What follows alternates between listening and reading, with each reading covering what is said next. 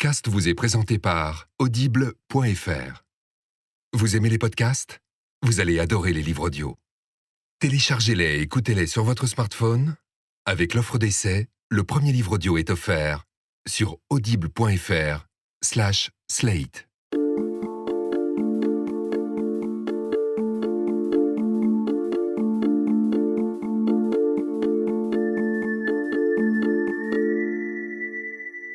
Il y a un très beau passage dans les Pensées de Pascal qui s'interroge sur ce qu'est le moi, la permanence du moi, son essence. Pascal écrit « Celui qui aime quelqu'un à cause de sa beauté, l'aime-t-il ? Non, car la petite vérole qui tuera la beauté sans tuer la personne fera qu'il ne l'aimera plus. Et si on m'aime pour mon jugement, pour ma mémoire, m'aime-t-on moi ? Non, car je puis perdre ses qualités sans me perdre moi-même. Où est donc ce moi, s'il n'est ni dans le corps, ni dans l'âme ? Et comment aimer le corps ou l'âme, sinon pour ses qualités, qui ne sont point ce qui fait le moi, puisqu'elles sont périssables. Car aimerait-on la substance de l'âme d'une personne, abstraitement, et quelques qualités qui y fussent ? À quel point la personne que vous aimez peut-elle changer, demande Pascal, ou à quel point votre perception de cette personne peut changer et votre amour rester intact. Dans l'épisode d'aujourd'hui, une histoire d'essence, d'amour et de courage, signée Julia Vergely.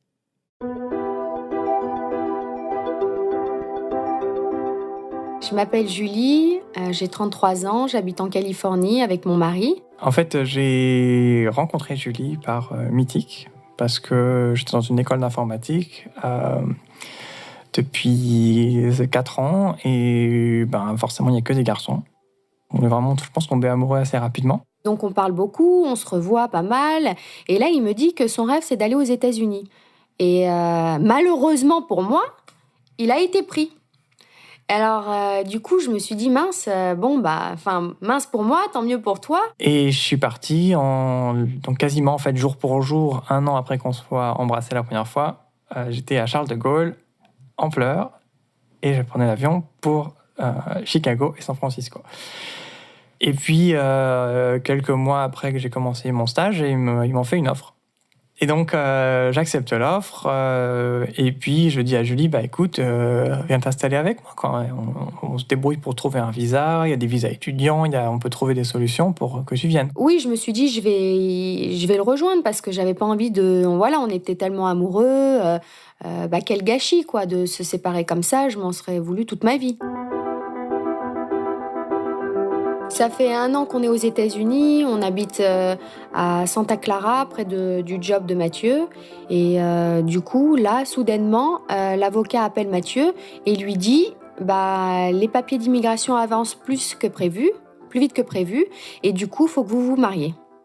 Gros bouleversement pour nous, parce que on n'en avait jamais parlé, et puis on n'en était pas là, quoi. On se connaissait que depuis 2 ans. On a pleuré, puis finalement on s'est mariés, on s'est mariés pour les papiers. On s'est dit que c'était comme un Pacs. Donc rien ne s'est déroulé comme je l'avais prévu, quoi, parce que quand on est une fille, on veut aller au restaurant, lever la petite serviette, avoir la bague, le truc du prince charmant qui n'existe pas vraiment, mais on pense toujours que ça va se passer comme ça, quoi. Ça s'est pas du tout passé comme ça. Et du coup, je suis tombée enceinte. Première fois qu'on essayait, je suis tombée enceinte. Donc c'était super, puis on apprend que c'est une fille, donc c'est super, on est content. Et donc à ce moment-là, on décide d'en faire un deuxième. On essaye. 1 an après, ça a toujours pas marché, donc je commence à consulter. Et là, j'ai fait des tests à n'en plus finir, et on me dit, mais écoutez, madame, vous êtes hyper fertile, ça prend juste un peu de temps. Et on se disait, moi de mon côté, je me dis, je vois pas pourquoi ça marcherait pas, quoi. Ça marchait bien la première fois, du premier coup. On n'est pas plus stressé qu'avant. Il n'y a pas de raison que ça marche pas, quoi. Donc Julie fait les tests, pas de problème. Ça arrive de mon côté. Et donc je vais dans le cabinet médical, je fais le truc qu'il fallait faire. Et plus tard, Julie arrive, elle me dit, c'est de ton côté, quoi. Elle était en larmes, c'est de ton côté, c'est toi qui marche pas, quoi. Et là, moi, je me prends un coup, parce que je me dis, j'ai rien fait, pourquoi ça marche plus, quoi. Et puis, on regarde les options. Donc, à coup d'acupuncture, d'insémination, on arrive enfin à avoir le deuxième, qui est un garçon. Et comme j'avais toujours voulu avoir 3 enfants, je me suis dit, allez, on va s'y mettre tout de suite parce que comme on a eu beaucoup de mal à avoir le 2e, eh ben on va essayer tout de suite d'avoir le 3e. Et pareil, le 3e venait pas naturellement, rien à faire. Donc on reteste le sperme de Mathieu et c'était encore pire. Donc on a réessayé les traitements d'insémination intra-utérine. Et donc là, ça a fini par marcher aussi. Et donc mon mari, là, il a commencé à être déprimé, stressé, pas bien. Il avait des plaques d'eczéma partout qui grandissaient, sur les joues, dans le dos, sur les avant-bras. Et ça faisait que de grandir, quoi. Et je me suis dit, écoute, c'est ton boulot, quoi. Viens, on part en vacances. Et même après les vacances, rien ne faisait, quoi. Il était toujours déprimé, voilà. Et moi, enceinte, c'était assez difficile parce que j'avais quand même des douleurs aussi de dos, des douleurs assez intenses. Donc, je me dis, il est déprimé, et voilà, que je sois pas en forme. Puis, je me plains tout le temps, donc on s'engueule pas mal. Je lui dis, de toute façon, tu peux pas comprendre parce que d'avoir aussi mal que ça, tu peux pas comprendre, quoi. Et il me disait toujours, mais si, je peux comprendre, tu sais, peut-être qu'un jour, j'aurai aussi un problème que tu comprendras pas. Et plus ça allait, plus il me le ressortait. Et je lui disais à chaque fois, mais arrête, tu vas nous porter la poisse, quoi. Il y a quelque chose en moi qui au final, à chaque grossesse, c'est un petit peu empiré, en fait. C'est pas peut-être une déprime, quelque chose qui fait que ça va pas. Il y a des jours où ça va pas, en fait. Et j'arrive pas à mettre le doigt dessus. Donc, j'ai des idées de ce que ça peut être, mais je me dis, ça peut pas être ça et ça partira. Je me dis, je peux pas en parler à Julie parce que si j'en parle à Julie et que c'est vraiment ça, je peux pas en parler à moitié, en fait. Parce que c'est soit je le dis, soit je le dis pas. Quand Julie me voyait des fois, ça va pas, je rigole pas, je souris pas, je suis pas dans l'humeur, j'ai pas envie de parler le soir. Je lui disais souvent, je vais me coucher, je lui dis, je suis off, me parle pas, je suis off. J'ai pas envie de discuter, j'ai pas envie d'entrer dans un débat, j'ai pas envie de... c'est bon, t'as raison, oui, t'as raison. Et il va me poser la question, mais qu'est-ce que t'as? T'es bizarre, c'est quoi ton problème, quoi? T'es bizarre. Je pouvais pas lui en parler. Début février, je suis parti faire un tour en avion. Donc, comme je pilote des petits avions, j'ai la liberté de pouvoir aller un mardi matin, faire un tour 1 heure ou 2 au-dessus de San Francisco. C'est une chance inouïe. J'ai énormément de chance de pouvoir faire ça. Dans ce vol, le moteur me disait quelque chose. Il y avait des moments où il tournait pas très bien. Je perdais les tours minutes. Et puis, au bout d'un moment, le moteur, il s'arrête. Net. Et là, je fais demi-tour. L'aéroport duquel je venais de partir, il est trop loin. Et c'est la merde. Et je descends. Et au bout d'un moment, il redémarre. Et là, je me dis, chaque seconde que tu me donnes, moteur, espèce d'enfoiré, je vais monter pour aller vers la piste que j'ai en vue là. Et je vais me poser et on verra bien. Et là, il monte. Et puis, quand je redescends, il s'arrête. Mais j'ai pu planer jusqu'à la piste. Et je me suis posé. Donc la grosse frayeur, forcément, ça allait pas très bien. J'ai peut-être pas failli crever, mais peut-être, je sais pas. Et j'appelle Julie. Je minimise un peu la gravité de la situation, en disant « Mais non, c'est pas grave, il s'est rien passé. » En fait, c'était grave, j'ai vraiment flippé quand même. J'ai assuré, mais j'ai flippé. J'avais vraiment eu peur. Et puis le soir, ça allait pas, quoi. Puis elle me parle de ses problèmes, de trucs de la grossesse, tout ça. Puis j'ai pas l'humeur à écouter, quoi. Et je dis, écoute, Julie, j'ai passé une journée de merde. Là, vraiment, c'est pas le moment, quoi. Là, je vais aller me coucher, ça va pas, quoi. À partir de ce moment-là, c'était vraiment devenu encore pire. Je sais pas si inconsciemment, je me suis dit, j'ai failli crever. Je sais pas exactement ce qui s'est passé dans ma tête. Mais les 2 semaines qui venaient après, c'était horrible. Un samedi matin, je la vois, on était en train de manger. Et puis, elle donnait à manger aux enfants. J'étais assis en face d'elle. Et puis là, j'ai les larmes qui montent. Et je vais aux toilettes, 20 minutes, à pleurer. Et à me dire, mais c'est pas possible de pas y arriver, quoi. Je me dis, je peux pas lui mentir encore plus longtemps. J'écris une lettre. Je délaye pas le truc. J'allais le dire. Donc là, les mois passent, j'arrive à 6 mois de grossesse, on est en février, on est un mardi, il était 18h, je vais au Pilates, je reviens vers 20h, et là, les enfants étaient couchés, et donc je vais leur dire bonsoir, et je redescends dans la cuisine pour dîner, et là, Mathieu arrive et il me donne une lettre qui faisait quelques pages, quoi. Et je le vois venir comme ça, et je me dis, bah, qu'est-ce que t'as, quoi? Il avait un peu les larmes aux yeux, tremblant, bizarre. Et je lui dis, bah, pourquoi tu me donnes ce papier? Et il me dit, non, mais c'est rien, vas-y, lis cette lettre. Et je lui dis, bah, quoi, tu veux me quitter? Si tu veux me quitter, tu me le dis en face, hein, parce que moi, j'ai pas envie de lire ce truc, quoi. Et il me dit non, c'est pas ça du tout. Je lui dis ah bon, bah alors, bah c'est pas important, quoi. Je dîne, je range la cuisine, je fais un peu le ménage. Et là, il était 23h, je monte, je vais me coucher. Et bon, j'embarque ce papier, là, je me dis bon allez, je vais le lire en haut, tranquillement, une fois que je serai couchée. Et moi, je suis en panique totale. Je me dis, mais pourquoi elle la lit pas? Je me dis, mais qu'est-ce que j'ai fait? J'avais même pas envie de le lire, je sais même pas pourquoi je l'ai pris avec moi et pourquoi je l'ai pas laissé en bas. Bon. Est-ce que je vais la reprendre? Est-ce que je vais pas la reprendre, la lettre? Et je me dis en même temps, j'ai pas le choix. C'est dans la seconde d'après, mais si ça s'arrête demain? Mais je me dis, mais non, c'est pas possible, ça fait 35 ans que c'est pas comme ça. Ça va pas partir demain. Ça fait 1 an que ça devient insupportable. Ça partira pas demain. T'as fait le bon choix. Et puis, dans la seconde d'après, mais si elle n'est pas d'accord, et si elle me fout dehors, ça se peut que je vais pas dormir chez moi ce soir.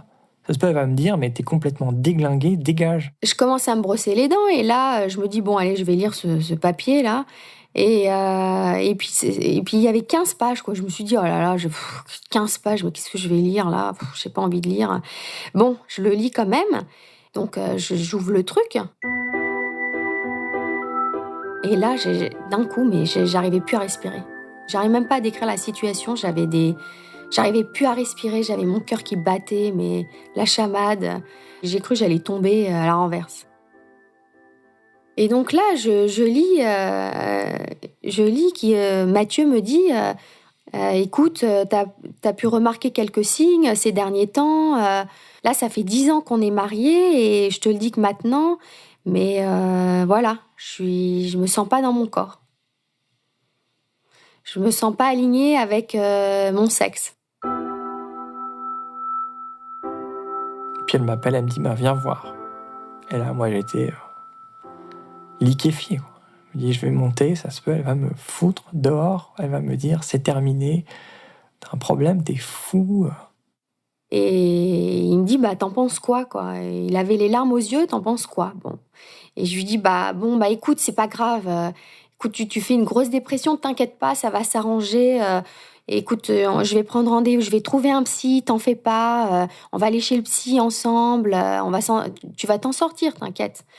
Et j'arrivais pas à y croire. Et je me suis dit, bon, il fait une grosse dépression. Voilà, j'étais dans le déni total, en fait. Elle me dit, ok, on va voir ce qu'on va en faire, quoi. Je comprends pas tout, mais je t'avoue que voilà, c'est nouveau pour moi. J'ai jamais entendu parler de ça, et voilà, pourquoi tu me l'as pas dit? Et donc on a parlé cette nuit-là, on a parlé pendant des heures parce que elle avait plein de questions. Et donc là, on est jeudi, on va chez le psy, enfin la psy. C'était une femme spécialiste dans les transgenres.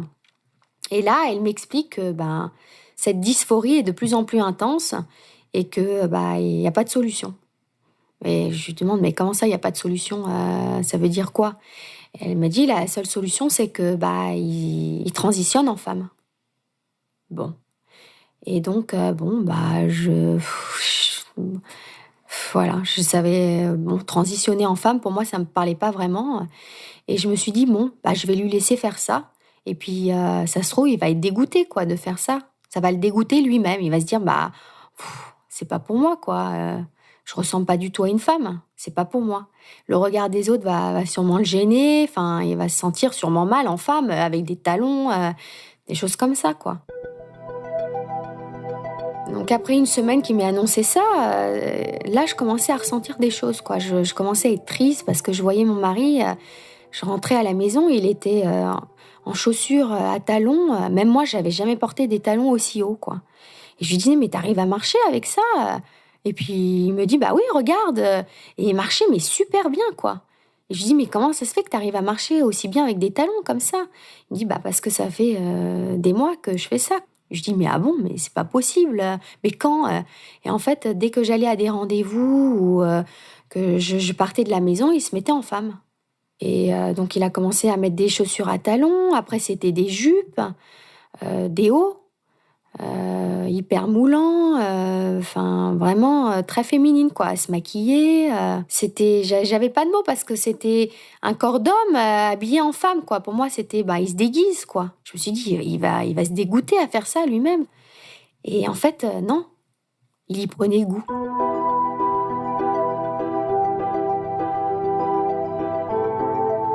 Depuis que je suis toute petite, je me suis jamais senti vraiment garçon. Et c'est difficile à expliquer. Et quand on a 5 ans, on ne sait pas vraiment comment mettre des mots sur ça. On sait juste que, oui, un jour, on a envie de mettre un bracelet. Et puis, on nous dit dans la famille, les bracelets, c'est pour les filles. Toi, tu mets pas de bracelet, toi. Donc, on l'enlève. Et puis, on se tait. Et donc, c'est des choses, au final, on en a honte. C'est horrible parce qu'on essaie de se battre contre. Je me déteste moi-même. Quand j'ai rencontré Julie, forcément, moi, ce qui m'a attiré chez elle, c'était vraiment son côté super féminin. Maquillage, elle faisait des études de maquillage, esthétique. Moi, c'était vraiment, j'adorais ça, quoi. Donc un jour, on était chez Julie. C'était, je pense, un soir. Je lui dis, ça a l'air super confortable ta nuisette. J'aimerais bien essayer un jour. Et puis elle me dit, bon, c'est un peu bizarre, mais si tu veux, quoi. Donc je l'essaye et puis je trouve ça génial. Ça me explosion dans ma tête, c'est super super confortable, super voilà quoi. Et puis après ça, ça me dégoûte en fait. Et donc à ce moment-là, je me mets à chercher un peu. Ça devait être c'est à peu près un peu avant ou après la naissance de la première. Je me mets à plus ou moins chercher plus fréquemment quelque chose que Julie aurait pu chercher. Je me mets à chercher mon mari aime faire ça. C'est quoi? Pourquoi? Et je tombe sur des articles qui disent peut-être qu'il est transsexuel, transgenre. Et moi, je vois ça, je me dis impossible, je suis pas comme ça. Et puis je me rappelle les émissions style Vie ma vie ou style Evelyne Thomas où on voit ces gens qui sont pas forcément présentés sous leur meilleur jour, ou c'est pas forcément des gens auxquels je m'identifie. Je suis pas comme eux, je suis pas comme elle, je suis pas comme lui, c'est pas moi. Donc je repousse encore une fois ça, je le repousse. Mais ça revient toujours. Puis un matin, je suis dans mon bureau à la maison, et puis sur Twitter, je vois une notification. Kathleen Jenner, quelque chose à propos de Kathleen Jenner. Et il parle de transsexuel, de transition, elle est une femme. Et puis, je me dis, mais c'est quoi cette histoire? Forcément, ça m'attire. Je regarde, et puis une interview d'elle par Diane Sawyer.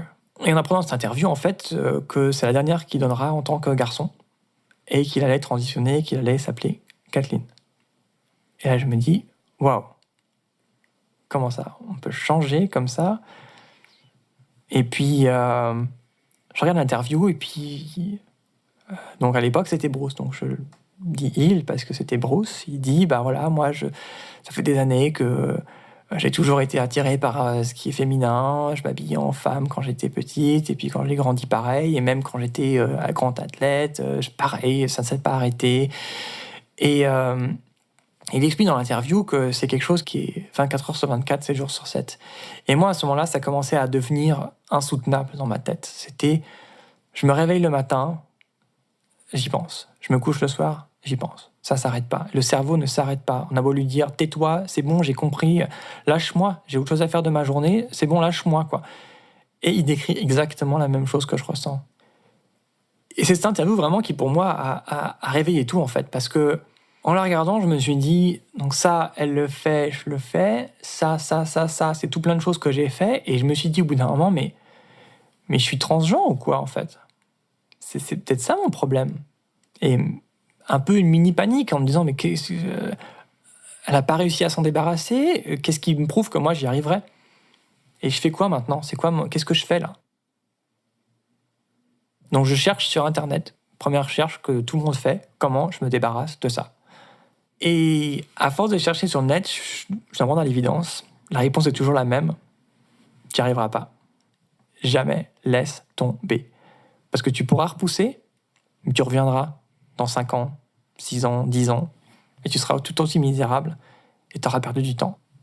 J'en mets à me rendre compte que j'ai pas le choix, il va falloir que je le fasse. Et des fois, il y a des semaines où ça va mieux. Un jour, 2, j'y pense pas trop, je suis occupé. Et je me dis, ça y est, ça s'est barré, ça y est, enfin, ça y est. Et le lendemain, grosse claque dans la tête. C'est encore pire. L'après-midi, je reviens du yoga. Et puis, je mangeais toujours devant mon ordinateur à regarder. J'étais toujours à regarder des forums transgenres. J'arrivais pas à m'arrêter de regarder ça. Et je tombe sur une nana qui pose une question, qui dit « J'arrive pas à m'en débarrasser, je comprends pas. » Et là, il y a une fille qui lui répond « Faut comprendre qu'en toi, il y a quelqu'un qui crie, qui veut dire quelque chose depuis le début, que tu l'écoutes pas. Et il faut que tu l'écoutes. » Et à ce moment-là, en fait, j'ai ressenti une espèce d'explosion dans moi. Laura qui m'a dit « Ça y est, putain, tu m'as vu, quoi. Tu m'as vu, ça y est, je suis là. Merci. Aide-moi à sortir de là. C'est horrible. Faut que tu m'aides. Please. M'oublie pas. Je suis là, m'oublie pas. » L'impression de Laura coincée dans une espèce de donjon et qui voit pour la première fois quelqu'un en haut ou dans un trou. Elle est là, elle voit juste pour la première fois un visage de quelqu'un qui la voit. Et elle peut parler à quelqu'un, enfin. Un des événements marquants que j'ai ressenti où je me suis dit, ouais, elle est là, et ouais, il faut que je fasse quelque chose. Le nouvel an 2016, je me sens pas bien. Ça va pas du tout. Je me dis, c'est la dernière année comme ça. C'est le dernier jour de l'an que je passe en garçon. J'avais déjà dans mon téléphone le numéro de la psy. J'avais jamais eu le courage d'appeler. Mais je pars dans le jardin et je l'appelle. Je dis, voilà, j'ai un problème, je voudrais vous en parler. Elle me rappelle, me fixe un rendez-vous. Le mardi d'après, je prends la voiture et je vais dans son cabinet. C'est la première personne au final à qui j'ai raconté ça dans ma vie. Et donc, à la fin, elle me dit, mais est-ce que tu as choisi un nom?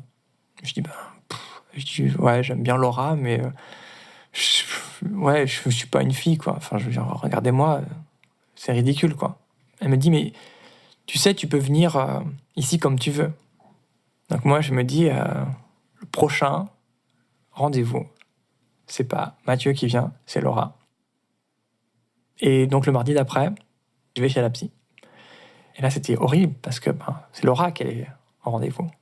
Et Laura, voilà quoi, Laura sans hormones, ça ressemble à rien. Et je rentre dans la voiture, j'étais tellement paniqué que je commence à reculer avant que le garage soit ouvert. Il n'était pas ouvert à fond. Et je rate ma voiture contre le garage. Donc je le rouvre, je recule à toute vitesse, je pars au rendez-vous. Et dans la salle d'attente, nouvelle angoisse totale. Parce que si cette fois il y a quelqu'un, c'est horrible. J'ouvre la porte et il y a une dame. Cauchemar. Parce que je me juge moi-même, je sais que j'ai l'air ridicule. Mais pourtant, je me sens bien. Cette espèce de dissonance dans mon cerveau qui me fait faire les deux en même temps, c'est horrible.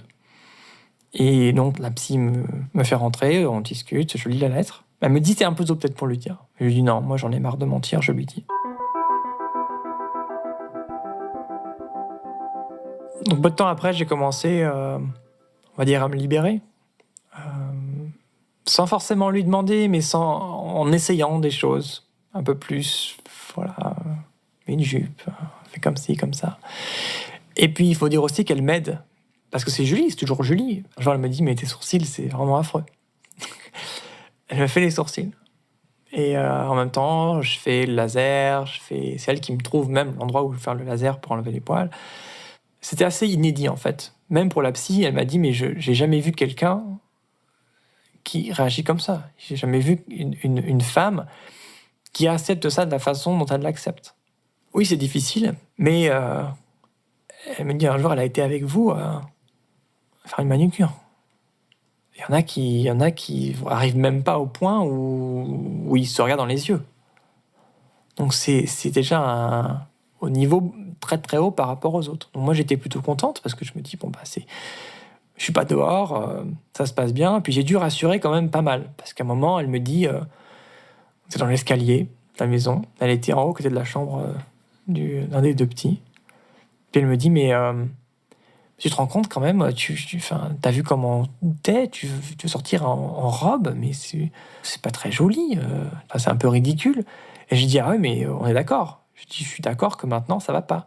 C'est pour ça que les hormones sont là pour aider. Et je lui dis, je pense honnêtement que vu les résultats que j'ai vus chez d'autres filles transgenres, qui ont commencé à peu près du même niveau que moi, même âge que moi, même physique, il y a des chances que ce soit pas trop mal. Donc Mathieu me dit, je vais prendre des hormones, c'est le prochain pas à faire. Et donc, je lui dis, mais ça va te faire un cancer. Enfin, c'est hyper mauvais de prendre des hormones comme ça. Il me dit, bah non, j'ai fait mes recherches. Écoute, il y a des patchs d'œstrogène, donc ça passe pas dans le foie. Enfin, il était hyper au courant de ça, quoi. Et donc, il l'a quand même fait. Il a pris les hormones. Et donc là, il se féminisait de plus en plus. Et puis surtout, il avait les seins qui poussaient. Voilà. Et alors ça m'a de plus en plus dégoûtée, quoi. Et j'ai toujours été hyper honnête. Je lui dis, écoute, moi, ça me dégoûte, quoi. Et puis regarde, ça poussait mais de semaine en semaine. Et bon, c'était un petit peu, quoi. Mais moi, ça me dérangeait de plus en plus, quoi.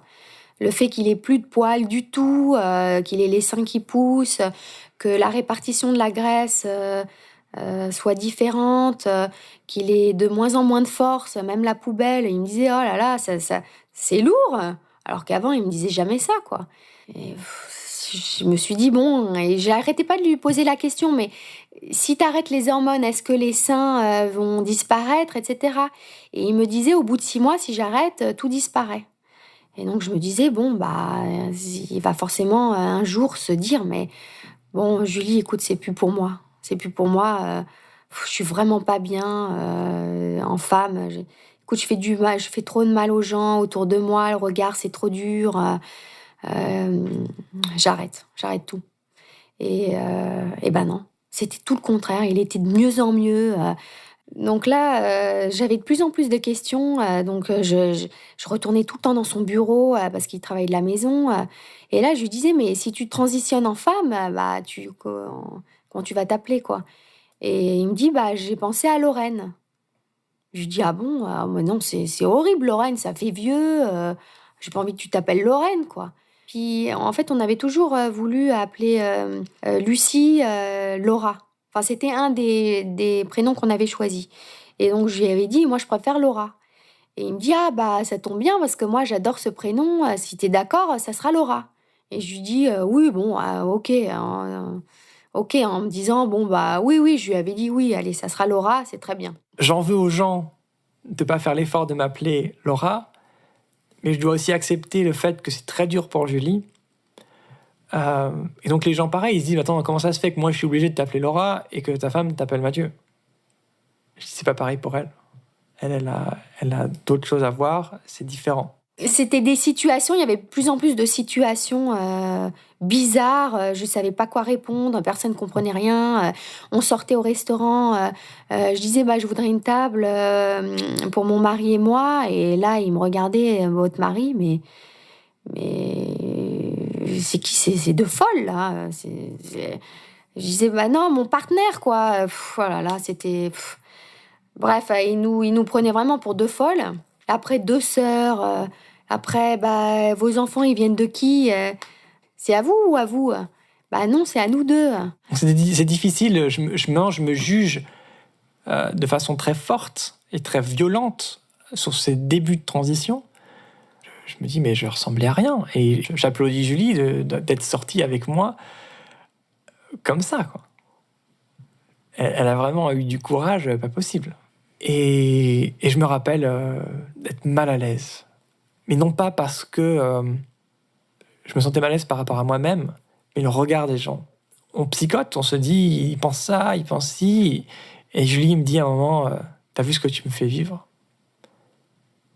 T'as vu par quoi tu me fais passer? Et ma réponse, je lui réponds, je suis désolé.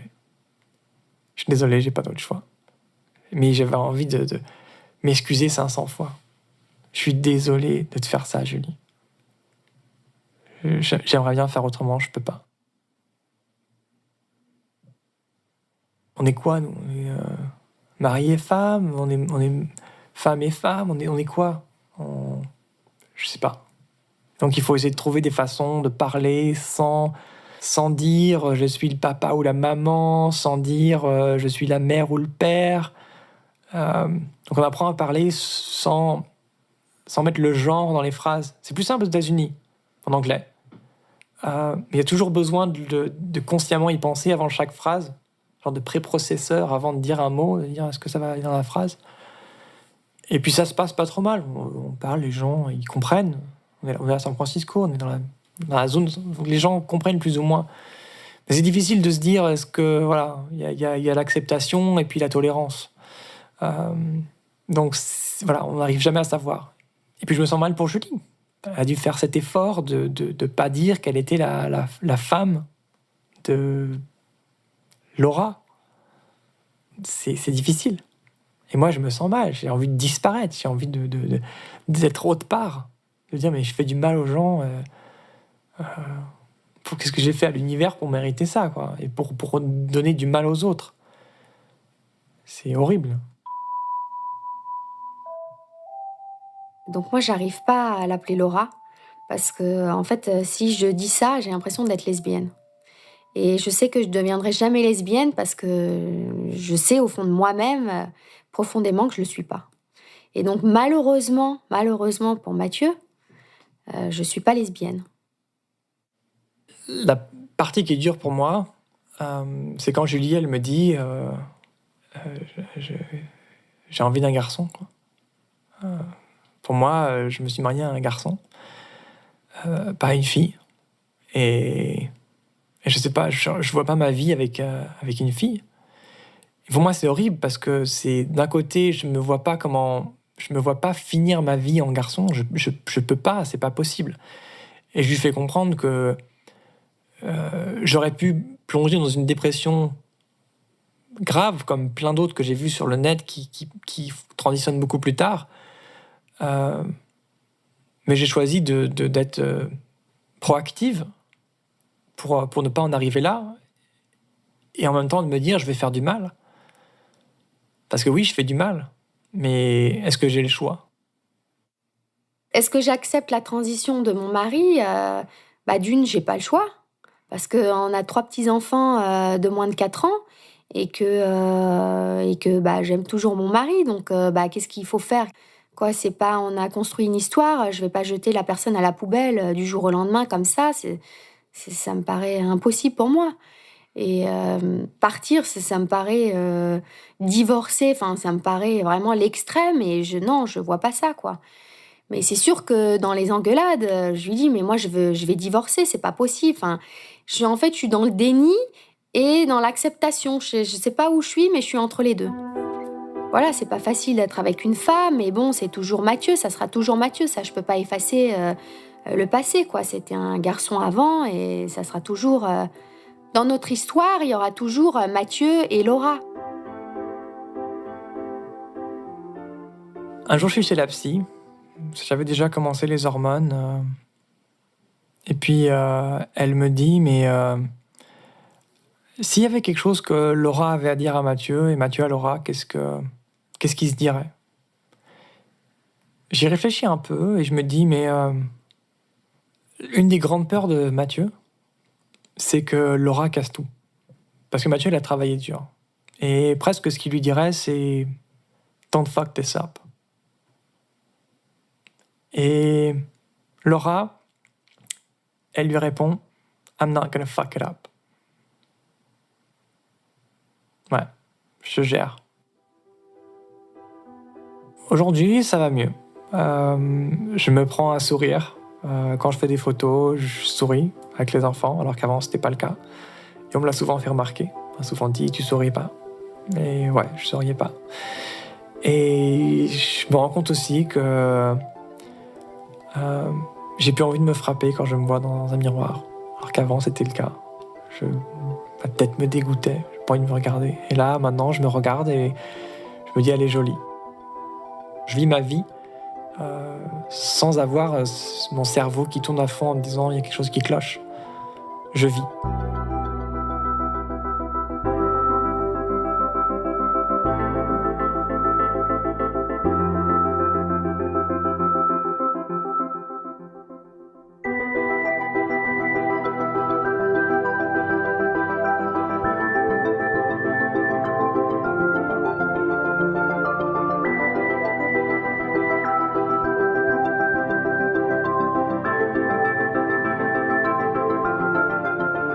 Cet épisode était signé Julia Vergely, réalisé par Alexandre Moniol, mise en musique par Pauline Thompson et mixé par Jean-Baptiste Aubonnet. Et si vous vous intéressez à ce sujet de la transition et du couple, je vous conseille le très beau film de Xavier Dolan, Laurence Anyways. Et n'oubliez pas de venir noter nos épisodes sur iTunes, on voudrait plein de 5 étoiles, toujours plus de commentaires gentils. À très vite. Ce podcast vous a été présenté par Audible.fr. Vous aimez les podcasts ? Vous allez adorer les livres audio. Téléchargez-les et écoutez-les sur votre smartphone. Avec l'offre d'essai, le premier livre audio est offert sur audible.fr/slate. Puis elle m'appelle, elle me dit, viens voir. Et là, moi, j'étais liquéfié. Je me dis, je vais monter, ça se peut, elle va me foutre dehors, elle va me dire, c'est terminé, t'as un problème, t'es fou. Et il me dit, t'en penses quoi, quoi? Il avait les larmes aux yeux, t'en penses quoi? Bon. Et je lui dis, écoute, c'est pas grave. Écoute, tu fais une grosse dépression, t'inquiète pas, ça va s'arranger. Écoute, je vais prendre rendez-vous, je vais trouver un psy, t'en fais pas. On va aller chez le psy ensemble. Tu vas t'en sortir, t'inquiète. Et j'arrivais pas à y croire. Et je me suis dit, il fait une grosse dépression. Voilà, j'étais dans le déni total, en fait. Elle me dit, ok. On va voir ce qu'on va en faire, quoi. Je comprends pas tout, mais je t'avoue que c'est nouveau pour moi. J'ai jamais entendu parler de ça. Et voilà, pourquoi tu me l'as pas dit? Et donc, on a parlé cette nuit-là, on a parlé pendant des heures, parce que elle avait plein de questions. Et donc là, on est jeudi, on va chez le psy, enfin la psy. C'était une femme spécialiste dans les transgenres. Et là, elle m'explique que cette dysphorie est de plus en plus intense et que il n'y a pas de solution. Et je lui demande, mais comment ça, il n'y a pas de solution? Ça veut dire quoi? Et elle me dit, la seule solution, c'est que il transitionne en femme. Bon. Et donc, voilà, je savais, transitionner en femme, pour moi, ça ne me parlait pas vraiment. Et je me suis dit, je vais lui laisser faire ça. Et puis, ça se trouve, il va être dégoûté, quoi, de faire ça. Ça va le dégoûter lui-même. Il va se dire, c'est pas pour moi, quoi. Je ressemble pas du tout à une femme. C'est pas pour moi. Le regard des autres va sûrement le gêner. Enfin, il va se sentir sûrement mal en femme, avec des talons, des choses comme ça, quoi. Donc après une semaine qu'il m'ait annoncé ça, là, je commençais à ressentir des choses, quoi. Je commençais à être triste parce que je voyais mon mari. Je rentrais à la maison, il était en chaussures à talons. Même moi, j'avais jamais porté des talons aussi hauts, quoi. Et je lui disais, mais t'arrives à marcher avec ça? Et puis il me dit, oui, regarde. Et il marchait, mais super bien, quoi. Et je lui dis, mais comment ça se fait que t'arrives à marcher aussi bien avec des talons comme ça? Il me dit, parce que ça fait des mois que je fais ça. Je dis, mais ah bon, mais c'est pas possible. Mais quand? Et en fait, dès que j'allais à des rendez-vous ou que je partais de la maison, il se mettait en femme. Et donc, il a commencé à mettre des chaussures à talons. Après, c'était des jupes, des hauts, hyper moulants. Vraiment très féminine, quoi. À se maquiller. J'avais pas de mots parce que c'était un corps d'homme habillé en femme, quoi. Je pars dans le jardin et je l'appelle. Je dis, voilà, j'ai un problème. Je voudrais vous en parler. Elle me rappelle, me fixe un rendez-vous. Le mardi d'après, je prends la voiture et je vais dans mon cabinet. C'est la première personne au final à qui j'ai raconté ça dans ma vie. Et donc, à la fin, elle me dit, mais est-ce que tu as choisi un nom ?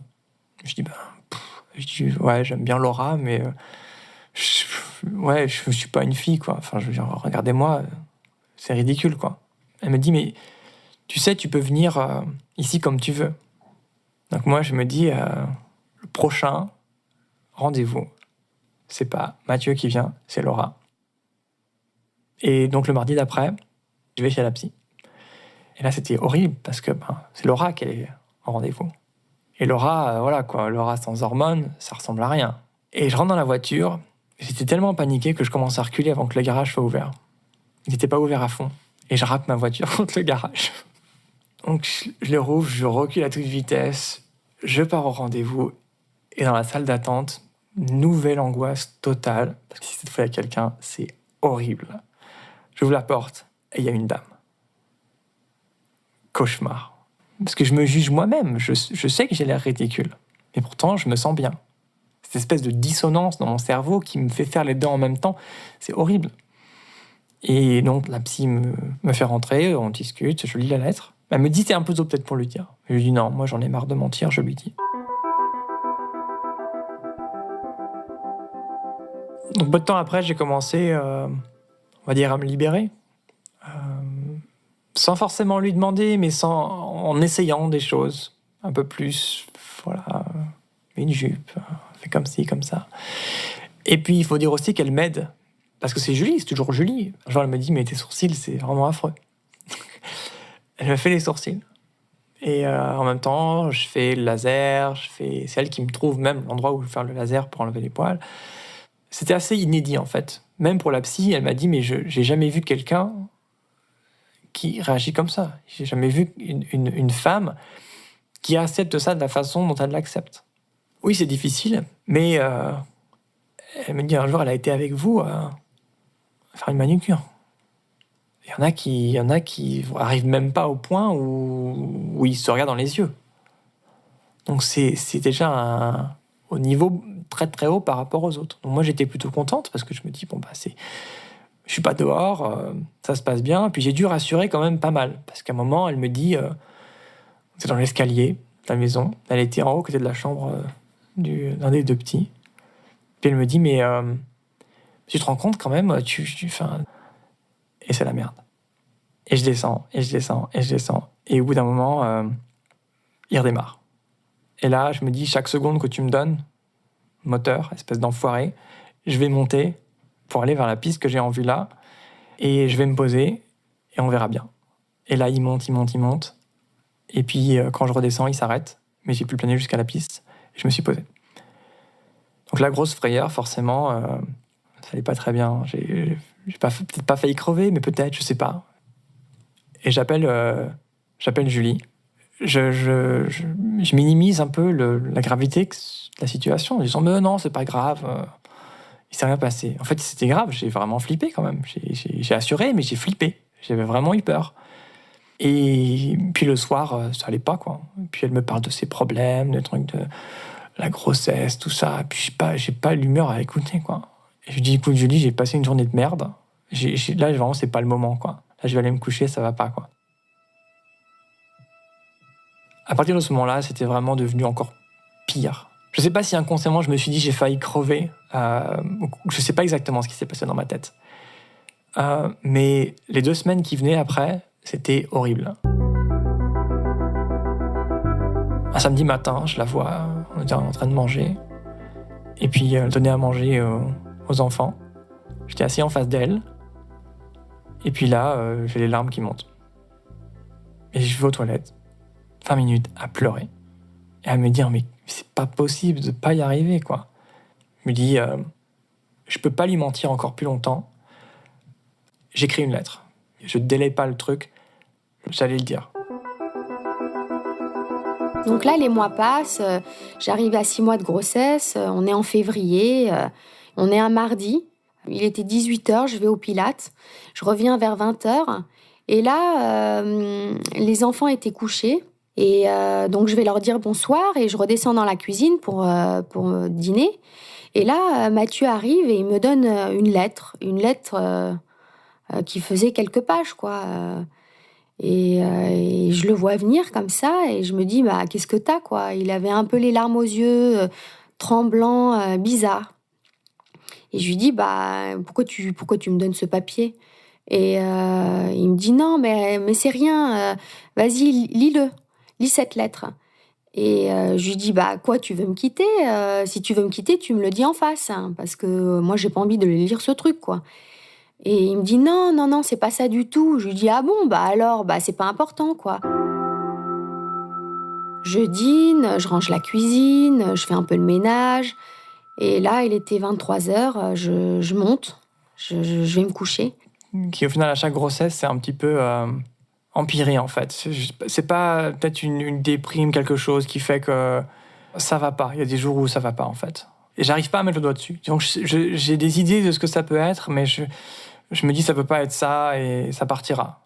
Je me dis je peux pas en parler à Julie parce que si j'en parle à Julie et que c'est vraiment ça, je peux pas en parler à moitié, en fait. Parce que c'est soit je le dis, soit je le dis pas. Quand Julie me voyait des fois, ça va pas, je rigole pas, je souris pas, je suis pas dans l'humeur, j'ai pas envie de parler le soir. Je lui disais souvent, je vais me coucher, je lui dis, je suis off, me parle pas, je suis off. J'ai pas envie de discuter, j'ai pas envie d'entrer dans un débat, j'ai pas envie de... c'est bon, t'as raison, oui, t'as raison. Et il me posait la question, mais qu'est-ce que t'as? T'es bizarre, c'est quoi ton problème, quoi? T'es bizarre.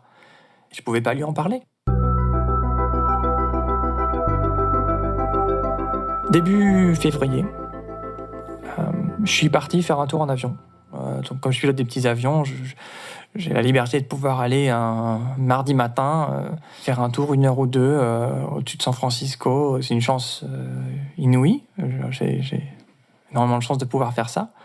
Dans ce vol, le moteur me disait quelque chose. Il y avait des moments où il tournait pas très bien. Je perdais des tours minutes. Et puis, au bout d'un moment, le moteur, il s'arrête. Net. Et là, je fais demi-tour. L'aéroport duquel je venais de partir, il est trop loin. Et c'est la merde.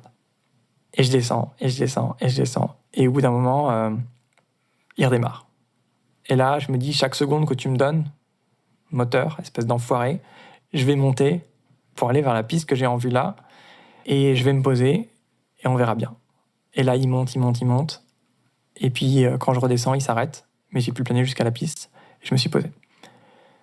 Donc la grosse frayeur, forcément, ça allait pas très bien. J'ai peut-être pas failli crever, mais peut-être, je sais pas.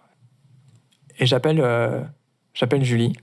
Je minimise un peu la gravité de la situation en disant mais non, c'est pas grave, il s'est rien passé. En fait, c'était grave, j'ai vraiment flippé quand même. J'ai assuré, mais j'ai flippé. J'avais vraiment eu peur. Et puis le soir, ça allait pas, quoi. Puis elle me parle de ses problèmes, de trucs de la grossesse, tout ça. Et puis j'ai pas l'humeur à écouter, quoi. Et je dis écoute Julie, j'ai passé une journée de merde. Là, vraiment, c'est pas le moment, quoi. Là, je vais aller me coucher, ça va pas, quoi. À partir de ce moment-là, c'était vraiment devenu encore pire. Je sais pas si inconsciemment, je me suis dit j'ai failli crever. Je sais pas exactement ce qui s'est passé dans ma tête. Mais les 2 semaines qui venaient après, c'était horrible. La gravité de la situation, en disant mais non, c'est pas grave, il s'est rien passé. En fait, c'était grave, j'ai vraiment flippé quand même. J'ai assuré, mais j'ai flippé. J'avais vraiment eu peur. Et puis le soir, ça allait pas, quoi. Puis elle me parle de ses problèmes, de trucs de la grossesse, tout ça. Puis j'ai pas l'humeur à écouter, quoi. Et je dis écoute Julie, j'ai passé une journée de merde. Là, vraiment, c'est pas le moment, quoi. Là, je vais aller me coucher, ça va pas, quoi. À partir de ce moment-là, c'était vraiment devenu encore pire. Je sais pas si inconsciemment, je me suis dit j'ai failli crever. Je sais pas exactement ce qui s'est passé dans ma tête. Mais les 2 semaines qui venaient après, c'était horrible. Un samedi matin, je la vois, on était en train de manger. Et puis, elle donnait à manger aux enfants. J'étais assis en face d'elle. Et puis là, j'ai les larmes qui montent. Et je vais aux toilettes, 20 minutes, à pleurer. Et à me dire, mais c'est pas possible de pas y arriver, quoi. Je me dis, je peux pas lui mentir encore plus longtemps. J'écris une lettre. Je délaie pas le truc. J'allais le dire. Donc là, les mois passent, j'arrive à 6 mois de grossesse, on est en février, on est un mardi, il était 18h, je vais au Pilates, je reviens vers 20h, et là, les enfants étaient couchés, et donc je vais leur dire bonsoir, et je redescends dans la cuisine pour dîner, et là, Mathieu arrive et il me donne une lettre qui faisait quelques pages, quoi. Et je le vois venir comme ça et je me dis bah qu'est-ce que t'as quoi. Il avait un peu les larmes aux yeux, tremblant, bizarre. Et je lui dis bah pourquoi tu me donnes ce papier. Et il me dit non mais c'est rien. Vas-y lis cette lettre. Et je lui dis bah quoi tu veux me quitter. Si tu veux me quitter tu me le dis en face hein, parce que moi j'ai pas envie de lire ce truc quoi. Et il me dit non, c'est pas ça du tout. Je lui dis ah bon, bah alors, bah c'est pas important quoi. Je dîne, je range la cuisine, je fais un peu le ménage. Et là, il était 23h, je monte, je vais me coucher. Et bon, j'embarque ce papier là, je me dis bon allez, je vais le lire en haut tranquillement une fois que je serai couchée. Et moi, je suis en panique totale. Je me dis mais pourquoi elle la lit pas ? Je me dis mais qu'est-ce que j'ai fait ? J'avais même pas envie de le lire, je sais même pas pourquoi je l'ai pris avec moi et pourquoi je l'ai pas laissé en bas. Bon. Est-ce que je vais la reprendre ? Est-ce que je vais pas la reprendre, la lettre ? Et je me dis en même temps, j'ai pas le choix. C'est dans la seconde d'après, mais si ça s'arrête demain ? Mais je me dis mais non, c'est pas possible, ça fait 35 ans que c'est pas comme ça. Ça va pas partir demain. Je téléphone le numéro de la psy. J'avais jamais eu le courage d'appeler. Mais je pars dans le jardin et je l'appelle. Je dis voilà, j'ai un problème, je voudrais vous en parler. Elle me rappelle, me fixe un rendez-vous. Le mardi d'après, je prends la voiture et je vais dans mon cabinet. C'est la première personne au final à qui j'ai raconté ça dans ma vie. Et donc, à la fin, elle me dit mais est-ce que tu as choisi un nom ? Je dis ouais, j'aime bien Laura, mais je suis pas une fille, quoi. Enfin, je veux dire, regardez-moi, c'est ridicule, quoi. Elle me dit, mais tu sais, tu peux venir ici comme tu veux. Donc moi, je me dis, le prochain rendez-vous, c'est pas Mathieu qui vient, c'est Laura. Et donc le mardi d'après, je vais chez la psy. Et là, c'était horrible, parce que c'est Laura qui est en rendez-vous. Et Laura, voilà, quoi, Laura sans hormones, ça ressemble à rien. Et je rentre dans la voiture. J'étais tellement paniqué que je commence à reculer avant que le garage soit ouvert. Il n'était pas ouvert à fond. Et je rate ma voiture contre le garage. Donc je le rouvre, je recule à toute vitesse, je pars au rendez-vous. Et dans la salle d'attente, nouvelle angoisse totale. Parce que si cette fois il y a quelqu'un, c'est horrible. J'ouvre la porte et il y a une dame. Cauchemar. Parce que je me juge moi-même. Je sais que j'ai l'air ridicule. Mais pourtant, je me sens bien. Cette espèce de dissonance dans mon cerveau qui me fait faire les deux en même temps, c'est horrible. Et donc la psy me fait rentrer, on discute, je lis la lettre. Elle me dit c'est un peu tôt peut-être pour lui dire. Je lui dis non, moi j'en ai marre de mentir, je lui dis. Donc peu de temps après, j'ai commencé, on va dire, à me libérer. Sans forcément lui demander, mais en essayant des choses un peu plus, voilà, une jupe, fait comme ci, comme ça. Et puis il faut dire aussi qu'elle m'aide. Parce que c'est Julie, c'est toujours Julie. Genre, elle me dit, mais tes sourcils, c'est vraiment affreux. Elle me fait les sourcils. Et en même temps, je fais le laser, c'est elle qui me trouve même l'endroit où je vais faire le laser pour enlever les poils. C'était assez inédit, en fait. Même pour la psy, elle m'a dit, mais j'ai jamais vu quelqu'un qui réagit comme ça. J'ai jamais vu une femme qui accepte ça de la façon dont elle l'accepte. Oui, c'est difficile, mais elle me dit, un jour, elle a été avec vous faire une manucure. Il y en a qui arrivent même pas au point où ils se regardent dans les yeux. Donc c'est déjà au niveau très très haut par rapport aux autres. Donc moi j'étais plutôt contente parce que je me dis je suis pas dehors, ça se passe bien. Puis j'ai dû rassurer quand même pas mal parce qu'à un moment elle me dit c'est dans l'escalier de la maison. Elle était en haut côté de la chambre. Pourquoi ? Et je tombe sur des articles qui disent peut-être qu'il est transsexuel, transgenre. Et moi, je vois ça, je me dis impossible, je suis pas comme ça. Et puis je me rappelle les émissions style Vie ma vie ou style Evelyne Thomas où on voit ces gens qui sont pas forcément présentés sous leur meilleur jour, ou c'est pas forcément des gens auxquels je m'identifie. Je suis pas comme eux, je suis pas comme elle, je suis pas comme lui, c'est pas moi. Donc je repousse encore une fois ça, je le repousse. Mais ça revient toujours. Puis un matin, je suis dans mon bureau à la maison, et puis sur Twitter, je vois une notification. Kathleen Jenner, quelque chose à propos de Kathleen Jenner. Et il parle de transsexuel, de transition, de elle est une femme. Et puis je me dis, mais c'est quoi cette histoire? Forcément, ça m'attire. Je regarde, et puis une interview d'elle par Diane Sawyer. Et en apprenant cette interview, en fait, que c'est la dernière qu'il donnera en tant que garçon, et qu'il allait transitionner, qu'il allait s'appeler Kathleen. Et là, je me dis, waouh, comment ça? On peut changer comme ça? Et puis, je regarde l'interview, et puis... donc à l'époque, c'était Bruce, donc je dis il parce que c'était Bruce. Il dit, bah voilà, moi, ça fait des années que j'ai toujours été attiré par ce qui est féminin. Je m'habillais en femme quand j'étais petite, et puis quand j'ai grandi, pareil. Et même quand j'étais un grand athlète, pareil, ça ne s'est pas arrêté. Et il explique dans l'interview que c'est quelque chose qui est 24 heures sur 24, 7 jours sur 7.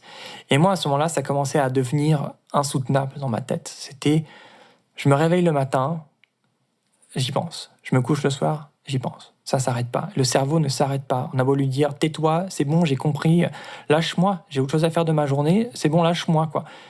Et il décrit exactement la même chose que je ressens. Et c'est cette interview vraiment qui, pour moi, a réveillé tout, en fait, parce que en la regardant, je me suis dit, donc ça, elle le fait, je le fais, ça, c'est tout plein de choses que j'ai fait, et je me suis dit au bout d'un moment, mais je suis transgenre ou quoi, en fait? C'est peut-être ça mon problème. Et un peu une mini-panique en me disant, mais elle n'a pas réussi à s'en débarrasser, qu'est-ce qui me prouve que moi j'y arriverai? Et je fais quoi maintenant? Qu'est-ce que je fais là? Donc je cherche sur Internet, première recherche que tout le monde fait, comment je me débarrasse de ça. Et à force de chercher sur le net, je me rends à l'évidence, la réponse est toujours la même, tu n'y arriveras pas. Jamais laisse tomber.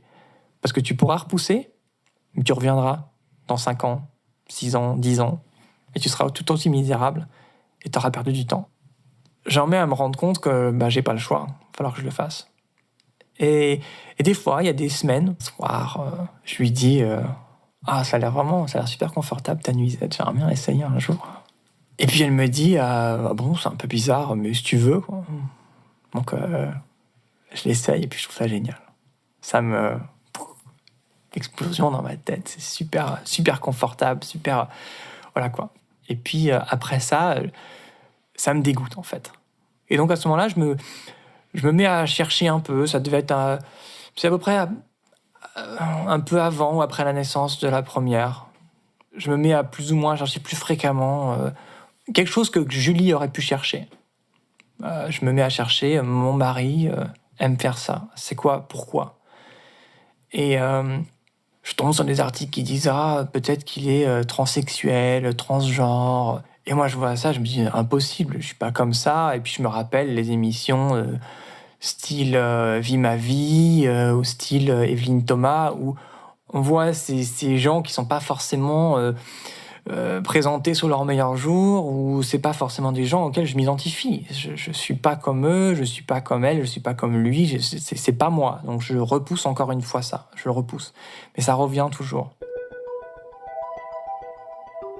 Puis un matin, je suis dans mon bureau à la maison, et puis sur Twitter, je vois une notification. Kathleen Jenner, quelque chose à propos de Kathleen Jenner.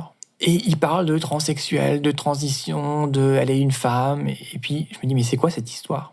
Forcément, ça m'attire. Je regarde, et puis une interview d'elle par Diane Sawyer.